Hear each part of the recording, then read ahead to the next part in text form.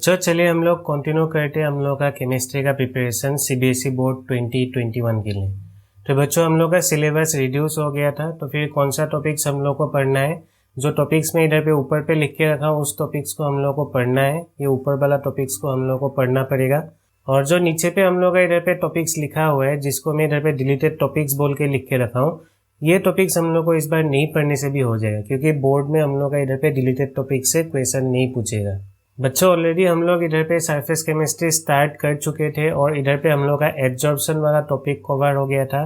फिर उसके बाद हम लोग का फिजिजॉर्प्शन और केमिजॉर्प्शन का जो डिफरेंस होता है उसके बारे में भी हम लोग स्टडी कर लिए थे। तो फिर आज हम लोग किसके बारे में स्टडी करेंगे? आज हम लोग स्टडी करेंगे factors affecting adsorption of gases on solid. तो फिर आज का हम लोग का टॉपिक हो गया ये। और चलिए बच्चों हम लोग स्टार्ट करते हैं। बच्चों factors affecting absorption of gases on solids में हम लोग को बेसिकली 5 फैक्टर्स के बारे में पढ़ना है। कौन सा फैक्टर्स के बारे में पढ़ना है मैं आप लोगों को इधर पे दिखा देता हूँ। आप लोग देखिए स्क्रीन पे। तो फिर एकदम फर्स्ट पे आप लोग देखिए इधर पे हेडिंग पे क्या लिखा हुआ है। हम लोग का जो टॉपिक था उसको मैं इधर पे लिख दिया हूँ, factors affecting absorption of gases on solid. मतलब कौन सा फैक्टर्स के ऊपर पे हम लोग का क्या होता है, एब्जॉर्प्शन डिपेंडेंट होता है, उसके बारे में हम लोग को इधर पे स्टडी करना है। तो फर्स्ट वाला हम लोग का जो फैक्टर है उसका इधर पे लिखा हुआ है, क्या लिखा है, nature and surface area of the absorbent. तो फिर हम लोग इधर पे नेचर और सरफेस एरिया ऑफ एब्जॉर्बेंट के बारे में हम लोग स्टडी करेंगे। फिर सेकेंड पे हम लोग स्टडी करेंगे nature of the gas being absorb, उसके बारे में हम लोग सेकेंड पे स्टडी करेंगे। फिर थर्ड पे हम लोग का टेम्परेचर का क्या रोल होता है एब्जॉर्प्शन के ऊपर पे, उसके बारे में भी हम लोग को स्टडी करना पड़ेगा। फिर फोर्थ पे हम लोग का क्या है, activation of the solid absorbent, इसके बारे में भी हम लोग स्टडी करेंगे। और लास्ट में हम लोग किसके बारे में स्टडी करेंगे, प्रेशर का क्या रोल होता है on absorption of gases on solid के बारे में हम लोग पढ़ के इस क्लास को खत्म करेंगे। तो चलिए हम लोग स्टार्ट करते हैं। फर्स्ट पे हम लोग का क्या है, nature and surface area of the absorbent. तो बच्चों आप लोग देखिए इधर पे nature and surface area of the absorbent पे हम लोग का क्या लिखा हुआ है, greater the surface area of absorbent greater is the volume of the gas absorb. बच्चों बहुत ही सिंपल है। हम लोग का ये जो एब्जॉर्प्शन एक क्या है, सरफेस फेनोमेनन है। एब्जॉर्प्शन हम लोग का एक क्या है, सरफेस फेनोमेनन है। ये एक क्या है, हम लोग का सरफेस फेनोमेनन है। और हम लोग को मालूम है जितना भी सरफेस फेनोमेनन है वो सब हम लोग का क्या होता है, सरफेस के ऊपर पे डिपेंडेंट होता है। जितना ज़्यादा उधर पे हम लोग को सरफेस एरिया मिलेगा उतना उधर पे हम लोग का क्या होगा, ज़्यादा वो फेनोमेनन हम लोग का उधर पे दिखाई देगा। तो बच्चों देखिए, तो मैं आप लोग को इधर पे क्या समझाना चाहता हूँ। सपोज मैं मान लेता हूँ मेरे पास एक एब्जॉर्बेंट था और वो कॉम्पैक्ट होके उधर पे हम लोग का प्रेजेंट था। एक एब्जॉर्बेंट था, वो हम लोग के पास उधर पे कॉम्पैक्ट होके प्रेजेंट था। सपोज मैं बोला कि वो जो एब्जॉर्बेंट था उसका हम लोग का इधर पे जो शेप है, शेप क्या था, स्फेरिकल था बोल के मैं बोल लेता हूँ। उसका शेप क्या था, हम लोग का इधर पे स्फेरिकल था। तो फिर अभी क्या होगा, अगर ये स्फेरिकल होगा तो फिर उसका हम लोग का सरफेस एरिया जो हम लोग का बाहर वाला पार्ट होगा उधर पे ही हम लोग का क्या हो सकता है, उधर पे ही हम लोग का एब्जॉर्प्शन हो सकता है। लेकिन अगर हम लोग क्या करेंगे, उसको बीच से अगर हम लोग उसको काट देंगे, सपोज मैं इधर से इसको क्या कर दिया, डिवाइड कर दिया, फिर मैं उसको काट दिया, तो फिर हम लोग का क्या होगा, इधर पे 2 एक्स्ट्रा सरफेस हम लोग का उधर पे हम लोग को नया से मिलेगा। कौन सा देखिए, तो ये एक हम लोग का एक नया सरफेस हम लोग को मिलेगा। ये एक नया सरफेस पहले हम लोग को नहीं मिल रहा था। और दूसरा वाला कौन सा वाला, ये एक नया सरफेस हम लोग को इधर पे मिल गया। तो फिर ये दोनों हम लोग का क्या है, जब हम लोग वो कॉम्पैक्ट वाला हम लोग के पास जो एक स्फेरिकल एब्जॉर्बेंट था उसको जब हम लोग तोड़ दिया, तोड़ने के बाद हम लोग को उधर पे 2 नया सरफेस मिला। तो फिर अभी अगर हम लोग का नया सरफेस मिल रहा है तो फिर उधर पे भी हम लोग का क्या होगा, एब्जॉर्प्शन होने लगेगा। तो फिर उस टाइम पे हम लोग का क्या हो रहा है, बेसिकली जब भी हम लोग उसको छोटा कर रहे हैं उधर पे हम लोग का सरफेस एरिया बढ़ रहा है। और सरफेस एरिया अगर बढ़ेगा उधर पे हम लोग का क्या होगा, रेट ऑफ एब्जॉर्प्शन उधर पे हम लोग का बढ़ने लगेगा। और सिमिलरली अगर हम लोग क्या करेंगे, इधर पे ये जो हम लोग का 2 पार्ट पे इधर पे डिवाइड करके रखा था, उस एब्जॉर्बेंट को अगर मैं क्या करूँगा, उसको फिर से मैं अगर तोड़ने के लिए कोशिश करूँगा, मैं अगर उसको बीच से अगर तोड़ दूंगा तो भी देखिए, तो इधर पे हम लोग का क्या होगा, 4 हम लोग का इधर पे नया उधर पे हम लोग का सरफेसेस दिखाई देगा। कौन सा 1 2, तो ये दोनों हो गया, ये दोनों हो गया नया सरफेस। और फिर हम लोग का कौन सा 2 नया सरफेस हम लोग को दिखाई देगा, एक तो ये वाला और दूसरा ये वाला। बच्चों जब हम लोग के पास वो कॉम्पैक्ट होके प्रेजेंट था तो फिर उधर पे हम लोग का ये सरफेसेस हम लोग को उधर पे दिखाई नहीं दे रहा था, तो फिर उधर पे हम लोग का एब्जॉर्प्शन नहीं होगा।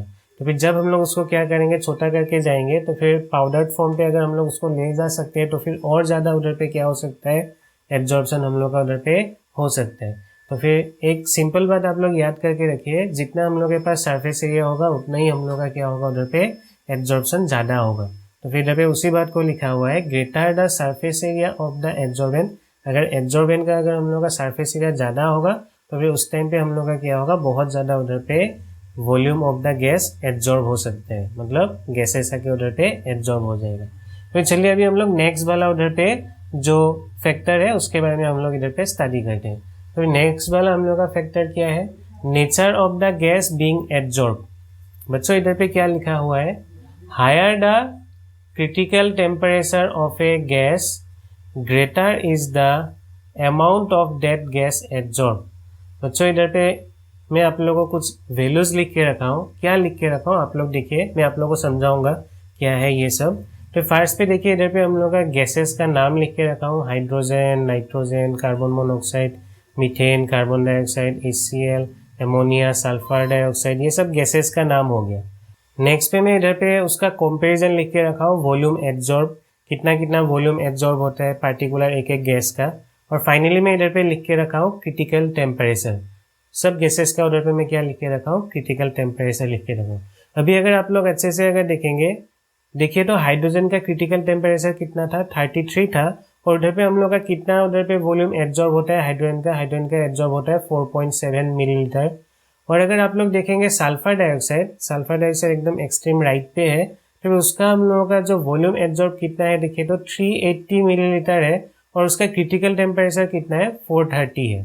तो बच्चों आप लोग देखिए इधर पे अगर हम लोग क्या करेंगे, क्रिटिकल टेम्परेचर को अगर हम लोग इंक्रीज करेंगे, क्रिटिकल टेम्परेचर को अगर हम लोग क्या करेंगे, इंक्रीज करेंगे, उस टाइम पे हम लोग का गैस ज़्यादा एब्जॉर्ब हो रहा है, more number of gases are being absorb. मतलब हम लोग को मालूम हो गया क्रिटिकल टेम्परेचर अगर कोई भी गैस का अगर ज़्यादा होगा, उधर पे हम लोग का क्या होगा, अमाउंट ऑफ गैस एब्जॉर्ब भी उधर पे हम लोग का क्या होगा, बहुत ज़्यादा होगा।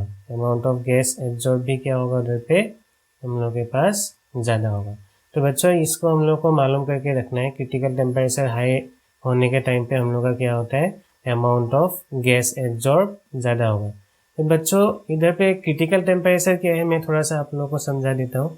क्रिटिकल टेम्परेचर वो टेम्परेचर होता है जिसके ऊपर जाने से हम लोग का कोई भी गैस उसको हम लोग लिक्विफाई नहीं कर पाएंगे। मतलब अगर सिंपली अगर उसका अगर मुझे डेफिनेशन लिखना है, what is critical temperature, the temperature above which gas cannot be liquefied by simply increasing the pressure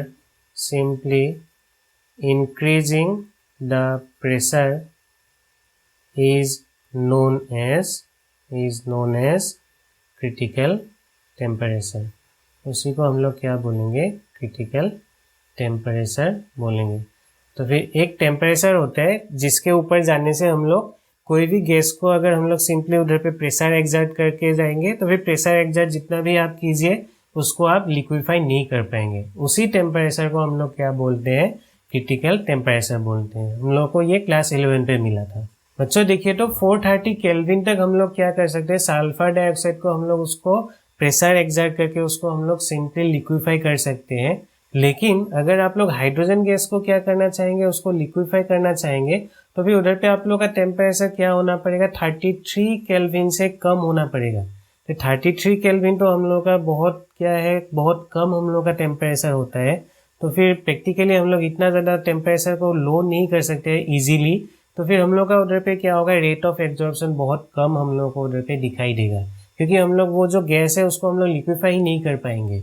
और उसको अगर लिक्विफाई करना है तो फिर हम लोग को कितना टेम्परेचर मेंटेन करना पड़ेगा, 33 केल्विन, और वो हम लोग का ईजी नहीं है उसको मेंटेन करने के लिए। लेकिन अगर आप लोग क्या कर सकते हैं, सल्फर डाइऑक्साइड को अगर लिक्विफाई करने के लिए जाएंगे तो फिर वो इजीली हम लोग का लिक्विफाई हो सकता है, क्योंकि वो 430 केल्विन तक प्रेशर एग्जर्ट करने से वो सिंपली लिक्विफाई हो जाएगा। तो फिर अगर हम लोग जिस गैस को इजीली लिक्विफाई कर पाएंगे वो आके हम लोग का सिंपली क्या हो जाएगा, सॉलिड के ऊपर पे सेटल हो जाएगा। तो फिर उस टाइम पे हम लोग बोलेंगे कि उसका क्या हो रहा है, एब्जॉर्प्शन ज़्यादा हो रहा है बोल के हम लोग बोल सकते हैं। तो फिर यही हम लोग का सिंपल सा एक पॉइंट है। अगर कोई भी गैस का अगर क्रिटिकल टेम्परेचर का वैल्यू ज़्यादा होगा तो फिर अमाउंट ऑफ गैस एब्जॉर्ब भी उधर पे क्या होगा, हम लोग का ज़्यादा होगा। तो इस पॉइंट को आप लोग याद कर लीजिए। नेक्स्ट पे थर्ड पे देखिए, तो थर्ड पे हम लोग का इधर पे टेम्परेचर वाला फैक्टर के ऊपर पे लिखा हुआ है और इधर पे क्या बोला है, absorption decreases with increase of temperature. बच्चों ये सिंपल सा एक बात है, आप लोग देखिए हम लोग का क्या होता है, मेरे पास अगर कोई भी एक सॉलिड होगा, उस सॉलिड के ऊपर पे क्या हो रहा था, गैस मोलिकुल्स आके सपोज इधर पे एब्जॉर्ब हो रहा था, ये गैस मोलिकुल्स आके इधर पे बाइंड हो रहा था, मैं बोलूँगा उधर पे एब्जॉर्ब हो रहा था बोल के बोलूँगा। तो फिर अगर हम लोग क्या करने के लिए जाएंगे, इधर पे अगर हम लोग टेम्परेचर अगर इंक्रीज करेंगे, टेम्परेचर इंक्रीज करने से क्या होगा, ये गैस मोलिकुल्स इधर से रिलीज होकर चला जाएगा, क्योंकि इसके पास फिर से एनर्जी इंक्रीज हो जाएगा। और अगर एनर्जी इंक्रीज हो जाएगा तो फिर वो क्या हो जाएगा, फ्री होके वो सराउंडिंग पे चला जाएगा। हम लोग को टेम्परेचर को क्या करके रखना है, लो करके रखना है, तभी वो क्या होके रहेगा, बाइंड होके रहेगा। तो ये तो था सिंपल एक्सप्लेनेशन। बच्चों जब भी हम लोग का उधर पे एब्जॉर्प्शन होता है, उधर पे हम लोग का इक्विलिब्रियम एग्जिस्ट होता है। मतलब क्या होगा, हम लोग का ये जो गैस मोलिकुल्स इधर पे आके जो एब्जॉर्ब हो रहा था, तो फिर इधर पे हम लोग का दो प्रोसेस होता रहता है। एक तो इधर पे हम लोग का एब्जॉर्प्शन होता रहेगा और साथ ही साथ हम लोग का क्या होगा, ये गैस मोलिकुल्स हम लोग का फिर रिलीज होके भी चला जाता है। तो फिर उधर पे दूसरा वाला हम लोग का प्रोसेस क्या हो रहा था, उल्टा डिसॉर्प्शन हो रहा था। अच्छा अभी देखिए ये एब्जॉर्प्शन और डिसॉर्प्शन हम लोग का उधर पे साइमल्टेनियसली एक साथ हो रहा था। तो फिर एक ऐसा हम लोग का उधर पे पॉइंट आएगा, उधर पे हम लोग का क्या होगा, रेट ऑफ एब्जॉर्प्शन हम लोग का क्या होगा, रेट ऑफ डिसॉर्प्शन के साथ इक्वल हो जाएगा और उसी पॉइंट को हम लोग क्या बोलते हैं, इक्विलिब्रियम बोलते हैं। अच्छा अभी आप लोग देखिए तो इधर पे जब हम लोग का क्या होता है, गैस आके हम लोग का सॉलिड के साथ बाइंड हो जाता है, मतलब जब भी एब्जॉर्बेट आके एब्जॉर्बेंट के साथ बाइंड हो जाता है, मतलब एब्जॉर्प्शन वाला जो प्रोसेस हो रहा था, मैं उसको क्या बोल सकता हूँ, कंडेंसेशन बोल सकता हूँ, क्योंकि हम लोग का गैस आके उधर पे क्या हो रहा था, ठंडा होके उधर पे बाइंड हो रहा था, तो फिर मैं उसको कंडेंसेशन बोला। तो फिर उधर पे जब कंडेंसेशन होगा, गैस हम लोग का क्या हो रहा था, एब्जॉर्ब हो रहा था ऑन सॉलिड, सॉलिड के ऊपर पे गैस आके हम लोग का एब्जॉर्ब हो रहा था। और फिर जब भी हम लोग का एब्जॉर्प्शन होता है, उधर पे हम लोग का क्या होता था, एनर्जी रिलीज होता था। मैं आप लोगों को बोला था absorption is an exothermic process, mechanism of absorption पे मैं आप लोगों को उधर पे बोला था। तो फिर हम लोग का इधर पे क्या होता है, एनर्जी रिलीज होता है, हीट एनर्जी उधर पे हम लोग का रिलीज होगा। बच्चों ये तो हो गया जब कंडेंसेशन हो रहा था, हम लोग का उधर पे हीट रिलीज हो रहा था। अभी अगर हम लोग उल्टा देखेंगे, अगर उल्टा देखने के टाइम पे हम लोग का क्या होगा, उल्टा वाला प्रोसेस क्या होगा, इवापोरेशन होगा, मतलब डिसॉर्प्शन वाला प्रोसेस। उधर पे हम लोग डिसॉर्प्शन कब होगा, जब हम लोग टेम्परेचर उधर पे इंक्रीज करेंगे, तो फिर हम लोग का रिएक्शन क्या होगा, बैकवर्ड डायरेक्शन पे जाएगा। तो फिर वही सिंपल सा इधर पे बात हम लोग का हो रहा था, क्योंकि ये एक इक्विलिब्रियम है हम लोग का एब्जॉर्प्शन और डिसॉर्प्शन का। तो फिर जब भी हम लोग टेम्परेचर को इंक्रीज करेंगे, उस टाइम पे हम लोग का क्या होगा, बैकवर्ड रिएक्शन उधर पे हम लोग का ज्यादा होने लगेगा और उसके कारण हम लोग का क्या हो जाएगा, उधर पे एब्जॉर्प्शन डिक्रीज होने लगेगा। तो फिर यही सिंपल सा बात था, अगर हम लोग क्या करेंगे, टेम्परेचर को इंक्रीज करेंगे तो फिर हम लोग का उधर पे क्या होगा, एब्जॉर्प्शन कम होने लगेगा। बच्चों चलिए अभी हम लोग फोर्थ वाला पॉइंट देख लेते हैं। फोर्थ वाला पॉइंट क्या है, activation of the solid absorbent. बच्चों देखिए तो activation of the solid absorbent मतलब क्या है, फर्स्ट पे इधर पे हम लोग का लिखा हुआ है बाय सब dividing the absorbent into smaller pieces, और सेकंड पे लिखा हुआ है by removing the gases already absorb. तो फर्स्ट वाला पॉइंट हम लोग कैसे एक्टिवेट करेंगे, एक्टिवेट करने के लिए हम लोग को क्या करना है, वो जो हम लोग का एब्जॉर्बेंट होगा, एब्जॉर्बेंट को हम लोग को क्या करना है, उसको स्मॉलर पीसेस पे उसको हम लोग को तोड़ना पड़ेगा। अगर हम लोग उसको स्मॉल करते जाएंगे तो फिर उधर पे हम लोग का क्या होता रहेगा, सरफेस एरिया बढ़ता रहेगा। तो फिर उधर पे हम लोग का क्या होगा, रेट ऑफ एब्जॉर्प्शन हम लोग का उधर पे ज़्यादा होगा। तो फिर अगर आप लोग एक्टिव कर लेंगे कोई भी आप लोग का जो एब्जॉर्बेंट था, कैसे एक्टिव करेंगे, उसको आप लोग छोटा पार्ट पे उसको डिवाइड कर देंगे, मतलब उसको हम लोग क्या करेंगे, तोड़ देंगे। तोड़ने के बाद उधर पे हम लोग का क्या हो जाएगा, रेट ऑफ एब्जॉर्प्शन इंक्रीज हो जाएगा।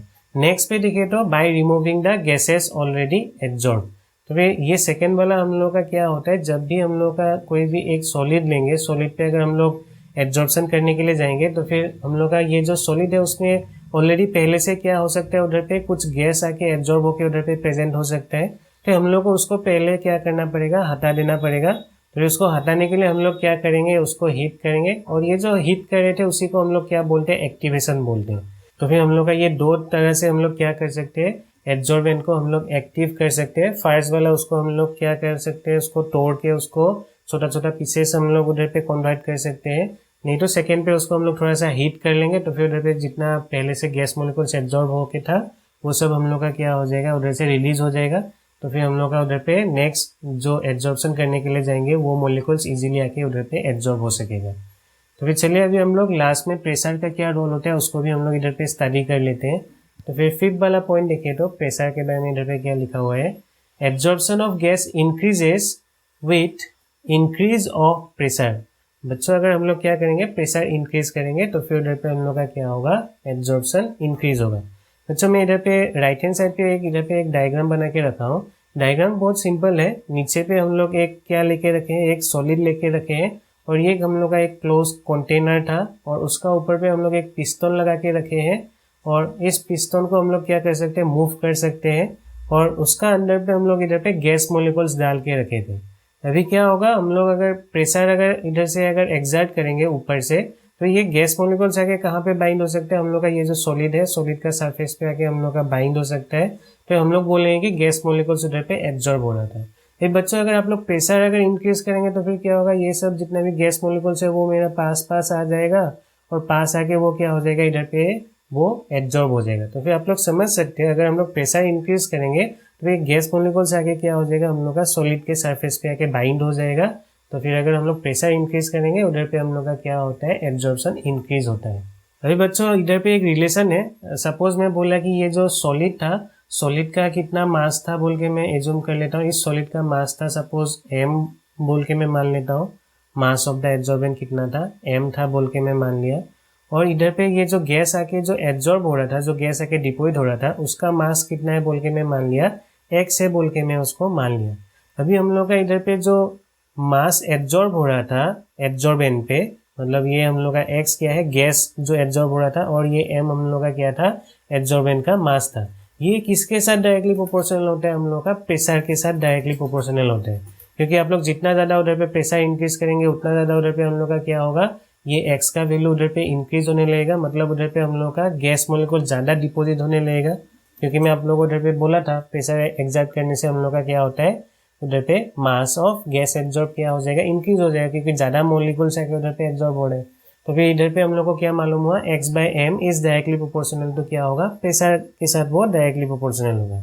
अभी इसको अगर हम लोग इक्वल करना है तो फिर उसको हम लोग कैसे इक्वल कर सकते हैं, x/m इज इक्वल टू इधर पे एक कॉन्स्टेंट लगाएंगे k, और p के ऊपर पे भी हम लोग को एक कॉन्स्टेंट आ जाता है 1/n। बच्चों ये जो रिलेशनशिप है हम लोग का मास of gas absorb versus pressure, उसको हम लोग क्या बोलते हैं, इसको हम लोग बोलते हैं फ्रेउनलिक एब्जॉर्प्शन आइसोथर्म। इसको हम लोग क्या बोलते हैं, फ्रेउनलिक एब्जॉर्प्शन आइसोथर्म। Absorption isotherm. बच्चों आइसोथर्म मतलब क्या होता है, जब भी हम लोग ग्राफ प्लॉट करेंगे pressure versus mass of gas absorb, मैं लिख देता हूँ, आप लोग देखिए इधर पे मैं लिख देता हूँ what is isotherm. When we plot graph of pressure versus mass of gas absorb at constant temperature,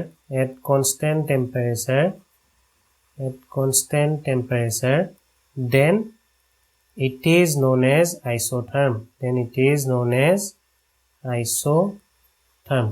बच्चों आइसोथर्म मतलब क्या है, जब भी आप लोग ग्राफ प्लॉट करेंगे किसके बीच में, एक तो उधर पे आप लोगों का क्या होना है, प्रेशर होना है, और साथ ही साथ उधर पे क्या होगा, मास ऑफ गैस एब्जॉर्ब, कितना उधर पे मास हम लोग का गैस का एब्जॉर्ब हो रहा था, उसको हम लोग क्या बोलते हैं, आइसोथर्म बोलते हैं। और ये जो हम लोग का रिलेशनशिप है, कितना हम लोग का मास एब्जॉर्ब होता है विथ रेस्पेक्ट टू प्रेशर, उसको कौन दिया था, फ्रेउनलिक बोल के एक साइंटिस्ट ने दिया था। तो फिर इसलिए उसको हम लोग क्या बोलते हैं, फ्रेउनलिक एब्जॉर्प्शन आइसोथर्म बोलते हैं। बच्चों अभी देखिए तो हम लोग का क्या होता है रिलेशनशिप, हम लोग का इधर पे देखिए प्रेशर और क्या है, इधर पे इस साइड पे है x/m मतलब मास of gas absorb, y axis पे, x एक्सिस पे हम लोग का क्या था, प्रेशर था। आप लोग देख सकते हैं जब भी हम लोग क्या करेंगे, प्रेशर को इंक्रीज करेंगे, इस डायरेक्शन पे हम लोग जाने से क्या होता है, प्रेशर इंक्रीज होता है। तो प्रेशर हम लोग जितना इंक्रीज करेंगे उतना हम लोग का क्या होगा, मास ऑफ गैस एब्जॉर्ब हम लोग का इंक्रीज होगा। क्योंकि आप लोग देख सकते हैं इधर पे प्रेशर कम था, इसलिए हम लोग का इधर पे मास ऑफ गैस एब्जॉर्ब भी क्या था, कम था। और जब हम लोग प्रेशर इंक्रीज कर रहे थे तो फिर उधर पे मास ऑफ गैस एब्जॉर्ब भी क्या हो रहा था, उधर पे इंक्रीज हो रहा था। अभी इधर पे 3 अलग अलग टेम्परेचर लेके हम लोग स्टडी किए थे, फिर 273 केल्विन, फिर 244 केल्विन और एक था 195 केल्विन। बच्चों देखिए, जब हम लोग टेम्परेचर कम रख रहे थे उस टाइम पे हम लोग का क्या हो रहा था, ज़्यादा गैस आके उधर पे एब्जॉर्ब हो रहा था। क्योंकि आप लोगों को मालूम है टेम्परेचर अगर हम लोग कम करेंगे तो फिर उधर पे हम लोग का क्या होता है, ज़्यादा गैस मॉलिक्यूल्स आके उधर पे एब्जॉर्ब हो सकते हैं। नहीं तो अगर आप लोग टेम्परेचर इंक्रीज करेंगे उधर पे हम लोग का डिजॉर्प्शन होने लगेगा। तो फिर कम टेम्परेचर पे हम लोग का क्या हो रहा था, ज़्यादा उधर पे हम लोग का मास ऑफ गैस एब्जॉर्ब हो रहा था। बच्चों ये जो फ्रेउनलिक एब्जॉर्प्शन आइसोथर्म है उसको हम लोग अगर वेरीफाई करना चाहेंगे तो फिर उसको हम लोग कैसे वेरीफाई कर सकते हैं, आप लोग देखिए तो मैं उसको कैसे वेरीफाई कर सकता हूँ। तो फिर वेरिफिकेशन ऑफ फ्रेउनलिक आइसोथर्म। बच्चों देखिए तो इधर पे हम लोग के पास क्या था, फ्रेउनलिक एब्जॉर्प्शन आइसोथर्म। इधर पे हम लोगों का ये x क्या था, x था हम लोग का मास of gas absorb, mass of gas absorb, कितना उधर पे मास एब्जॉर्ब होगा गैस का। और m हम लोग का क्या था, mass of absorbent, mass of absorbent जो सॉलिड था उसका हम लोग मास लेंगे। बच्चों नेक्स्ट पे इधर पे P मतलब क्या है, P मतलब प्रेशर ऑफ गैस, हम लोग का जो गैस का जो प्रेशर था, प्रेशर ऑफ गैस। और साथ ही साथ इधर पे हम लोग का K क्या है, K एक कांस्टेंट है। और इधर पे 1/n भी हम लोग के पास एक क्या है, कांस्टेंट है। और ये जो K और 1/n का जो वैल्यू होता है, वैल्यू किसके ऊपर पे डिपेंडेंट होता है, the values of K and 1/n depends on the nature of adsorbate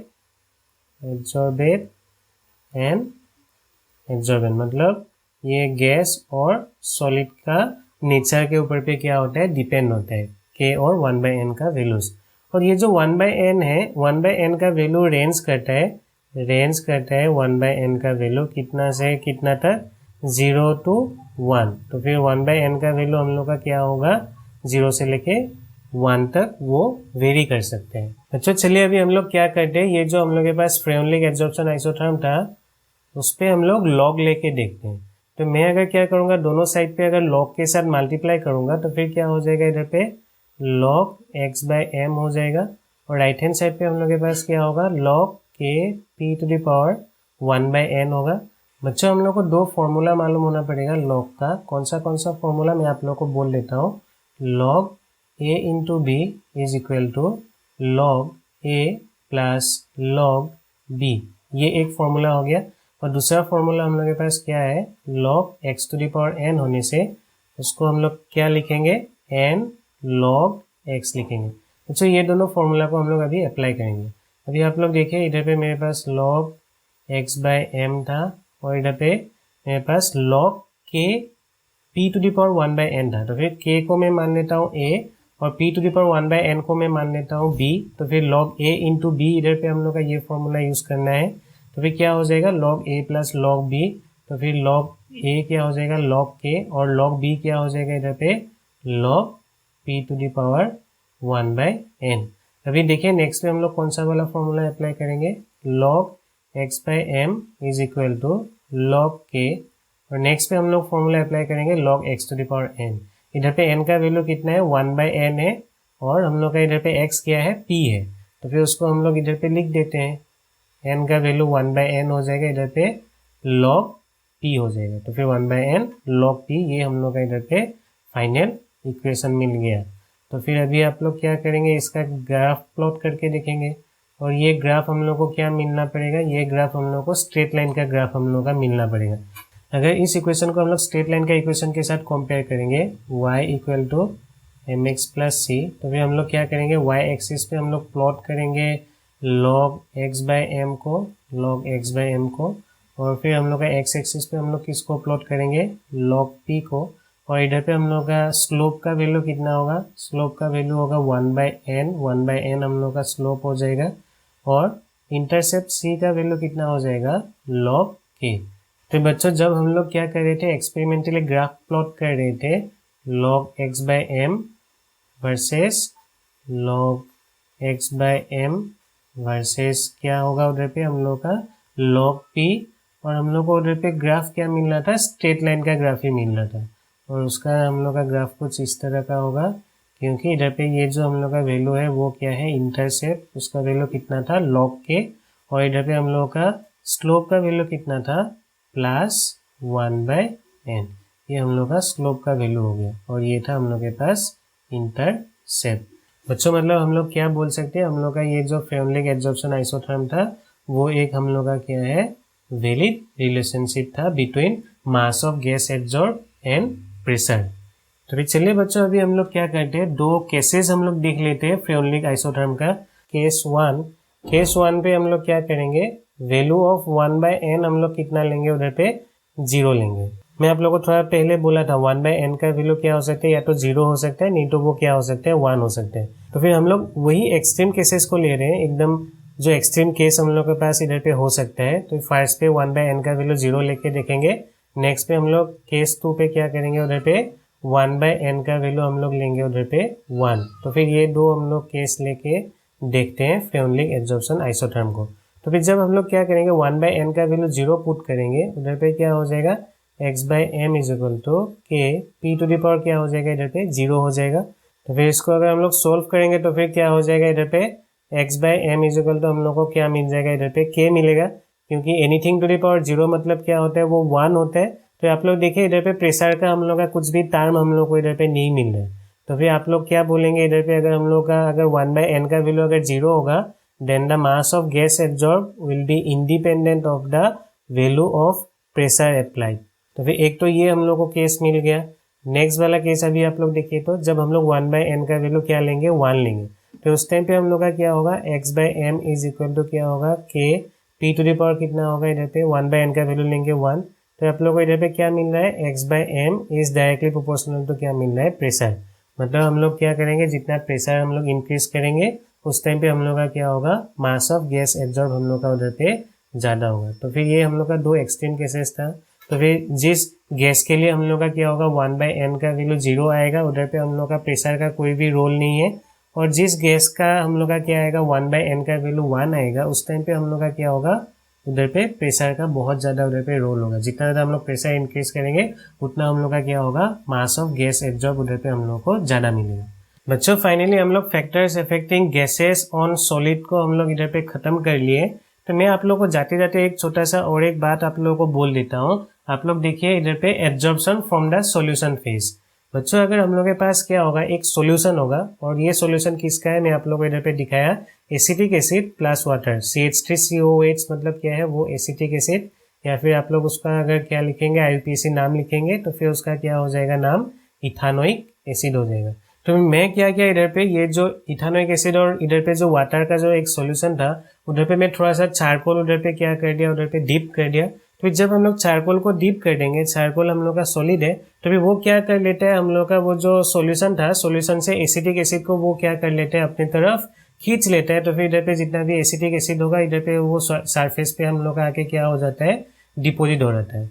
तो बच्चों ये भी हम लोग का क्या है, एक एब्जॉर्प्शन ही है, और इधर पे हम लोग का क्या हो रहा है, सॉल्यूशन फेज में हम लोग का उधर पे एब्जॉर्प्शन हो रहा है। पहले हम लोग क्या कर रहे थे, गैस को हम लोग एब्जॉर्ब कर रहे थे सॉलिड पे, इधर पे लेकिन हम लोग का क्या हो रहा है, सॉल्यूशन से हम लोग का क्या हो रहा है, सोल्यूट आके हम लोग का सॉलिड के ऊपर पे एब्जॉर्ब हो रहा है। बच्चों तो फिर इधर पे हम लोग का जो इक्वेशन होगा, ये इक्वेशन भी हम लोग का क्या होगा, फ्रेउनलिक एब्जॉर्प्शन आइसोथर्म के जैसा ही होगा, लेकिन क्या होगा इधर पे x/m is directly proportional to क्या होगा, इधर पे कॉन्सेंट्रेशन ऑफ द सॉल्यूशन होगा। आप जितना ज़्यादा इधर पे एसिटिक एसिड लेंगे, मतलब अगर एसिटिक एसिड का हम लोग का कॉन्सेंट्रेशन ज़्यादा होगा, उस टाइम पे हम लोग का क्या होगा, उसका ज़्यादा मास आके क्या होगा, सॉलिड का सरफेस के ऊपर पे एब्जॉर्ब होगा। तो फिर इसको अगर हम लोग लिखेंगे तो फिर कैसे लिख सकते हैं, x/m is equal to constant इधर पे भी लगाएंगे k, और c होगा, और इसके ऊपर भी हम लोग क्या लगाएंगे 1/n। और ये हम लोग का क्या है, जब हम लोग सॉल्यूशन फेज से अगर हम लोग क्या करेंगे, एब्जॉर्ब हम लोग करने के लिए जाएंगे कोई भी सॉल्यूट को on the surface of solid, तो फिर उधर पे हम लोग का रिलेशन कुछ इस तरह से हम लोगों को लिखना पड़ेगा। सिमिलरली आप लोग इसका भी आप लोग क्या कर सकते हैं, ग्राफ प्लॉट करके देख सकते हैं। जब हम लोग इसका लॉग लेंगे, लॉग लेने के बाद हम लोग को कुछ ये एक इक्वेशन मिलेगा, log x/m is equal to हम लोग को मिलेगा log k plus 1/n, log इधर पे हम लोग का क्या मिलेगा, c मिलेगा। और इसका अगर हम लोग ग्राफ प्लॉट करेंगे तो फिर ग्राफ हम लोग का क्या आना पड़ेगा, स्ट्रेट लाइन आना पड़ेगा। तो फिर आप लोग भी ग्राफ प्लॉट करके देख सकते हैं। इधर पे आप लोग के पास अगर log x/m हो गया और इस डायरेक्शन पे हम लोग क्या ले लिए, सपोज log c ले लिए, तो फिर उसका ग्राफ हम लोग का कहाँ से स्टार्ट होगा, log k से स्टार्ट होगा। ये उसका इंटरसेप्ट हो गया। और इधर पे हम लोग का जो स्लोप होगा, स्लोप का वैल्यू क्या आएगा इधर पे, +1/n। बच्चों ये हम लोग का क्या था, जब हम लोग सॉल्यूशन फेज से क्या करेंगे, कोई भी सॉल्यूट को अगर एब्जॉर्ब करने के लिए जाएंगे, उधर पे कुछ हम लोग को ये सब इक्वेशंस को यूज करना पड़ेगा। तो ये बेसिकली आइडिया हम लोग को कहाँ से मिला था, फ्रेयोनलिक एब्जॉर्प्शन आइसोथर्म से हम लोग को मिला था। बच्चों मेरे ख्याल से आप लोग को अच्छे से समझ में आया है मैं क्या क्या आप लोग को इधर पे पॉइंट्स आज समझाया। तो ये फर्स्ट पे हम लोग का कौन सा इधर पे फैक्टर्स के बारे में मैं आप लोग को बोला। फर्स्ट पे था हम लोग के पास nature and surface area of the absorbent. Second पे था nature of the gas being absorb. Third पे था टेम्परेचर। फोर्थ पे था activation of the solid absorbent. Fifth पे था हम लोग के पास प्रेशर। और इधर पे हम लोग फ्रेयोनलिक एब्जॉर्प्शन आइसोथर्म के बारे में अच्छे से इधर पे स्टडी किए। और फाइनली मैं आप लोगों को इधर पे क्या बोला, अगर सॉल्यूशन फेज से अगर मुझे एब्जॉर्प्शन करना है तो फिर कैसे हम लोग उधर पे रिलेशन को लिख सकते हैं। तो बच्चों मेरे ख्याल से आप लोगों को इधर पे अच्छे से समझ में आया होगा। अगर आप लोगों को समझ में आया तो फिर इस वीडियो को एक लाइक कर दीजिए और दोस्तों के साथ शेयर कर दीजिए और चैनल को सब्सक्राइब करके रखिए। तो फिर आज का लेक्चर को हम लोग यहीं पे ख़त्म करते हैं, फिर मिलेंगे। धन्यवाद।